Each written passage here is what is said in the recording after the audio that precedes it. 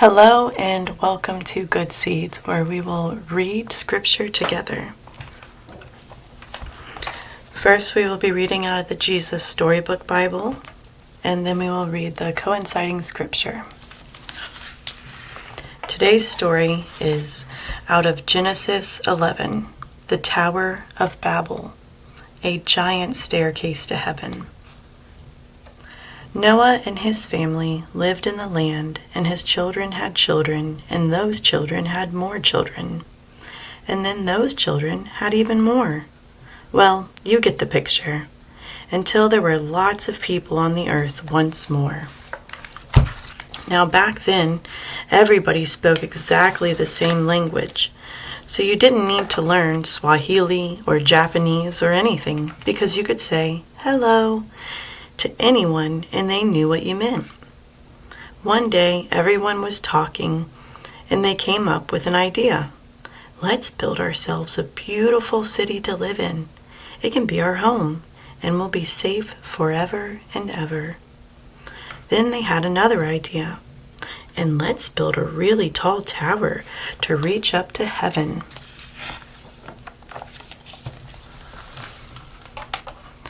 Yes, they said. We'll say, "Look at us up here," and everyone will look up at us, and we'll look down on them, and they will know we are something. We'll be like God. We'll be famous and safe and happy, and everything will be all right. So they got to work. Brick by brick, the tower grew higher and higher until it soared above the city, touching the sky. They built stairs in the tower to climb to the top. It was like a giant staircase to heaven. "Look," they cheered. "We're the ones! See what we can do with our very own hands?" They were quite pleased with themselves. But God wasn't pleased with them. God could see what they were doing. They were trying to live without Him. But God knew that wouldn't make them happy, or safe, or anything. If they kept on like this, they would only destroy themselves, and God loved them too much to let that happen. So He stopped their plans. One morning, they went to work as usual, but everything was different. The words were all new and funny. You see, God had given each person a completely different language. Suddenly, no one understood what anyone else was saying. Someone would say, "How do you do?" And the other person thought they said, "How ugly are you?" It wasn't funny. You could be saying something nice like, "Such a lovely morning," and get a punch in the nose because they thought you said, "Hush up, you're boring." You couldn't even say "pardon" to check if they'd heard you right because no one understood that word either. It wasn't easy to work together after that, so you can only imagine people were always quarreling and fighting and getting in dreadful muddle and becoming grumpier and grumpier until at last they were all too cross to keep on building and just had to stop. After that, people scattered all over the world, which is how we ended up with so many different languages to this day. You see, God knew, however high they reached, however hard they tried, people could never get back to heaven by themselves. People didn't need a staircase.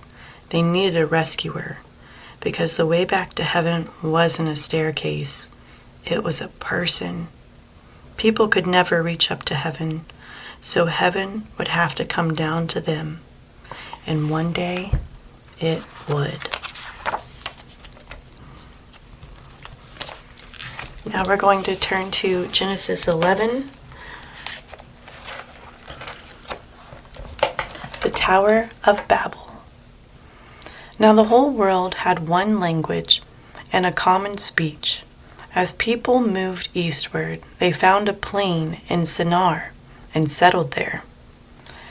They said to each other, "Come, let's make bricks and bake them thoroughly." They used bricks instead of stone, and tar for mortar, Then they said, "Come, let us build ourselves a city with a tower that reaches to the heavens, so that we may make a name for ourselves. Otherwise we will be scattered over the whole face of the earth." But the Lord came down to see the city and the tower the people were building.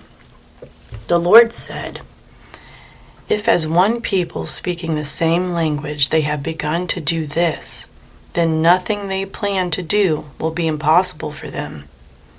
Come, let us go down and confuse their language so they do not understand each other." So the Lord scattered them from there all over the earth, and they stopped building the city. That is why it is called Babel, because the Lord confused the language of the whole world. From there the Lord scattered them over the face of the whole earth. From Shem to Abraham. This is the account of Shem's family line. 2 years after the flood, when Shem was 100 years old, he became the father of Arphaxad. And after he became the father of Arphaxad, Shem lived 500 years and had other sons and daughters. When Arphaxad lived 35 years, he became the father of Shelah. And after he became the father of Shelah, Arphaxad lived 403 years and had other sons and daughters. When Shelah lived 30 years, he became the father of Eber. And after he became the father of Eber, Shelah lived 403 years and had other sons and daughters. When Eber lived 34 years, he became the father of Peleg. And after he became the father of Peleg, Eber lived 430 years and had other sons and daughters. When Peleg had lived 30 years, he became the father of Reu. And after he became the father of Reu, Peleg lived 209 years and had other sons and daughters. When Reu lived 32 years, he became the father of Serug. And after he became the father of Serug, Reu lived 207 years and had other sons and daughters. When Serug lived 30 years, he became the father of Nahor. And after he became the father of Nahor, Serug lived 200 years and had other sons and daughters. When Nahor lived 29 years, he became the father of Terah. And after he became the father of Terah, Nahor lived 119 years and had other sons and daughters. After Terah lived 70 years, he became the father of Abram, Nahor, and Haran. Abram's family.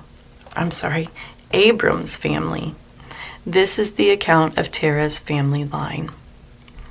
Terah became the father of Abram, Nahor, and Haran became the father of Lot. While his father Terah was still alive, Haran died in Ur of the Chaldeans, in the land of his birth. Abram and Nahor both married. The name of Abram's wife is Sarai, and the name of Nahor's wife was Milcah. She was the daughter of Haran, the father of both Milcah and Iscah. Now Sarai was childless, because she was not able to conceive. Terah took his son Abram, his grandson Lot, son of Haran, and his daughter-in-law Sarai, the wife of his son Abram, and together they set out from Ur of the Chaldeans to go to Canaan. But when they came to Haran, they settled there. Terah lived 205 years, and he died in Haran. This was out of the NIV Bible, and I want to thank you for joining me. I hope you have a wonderful day.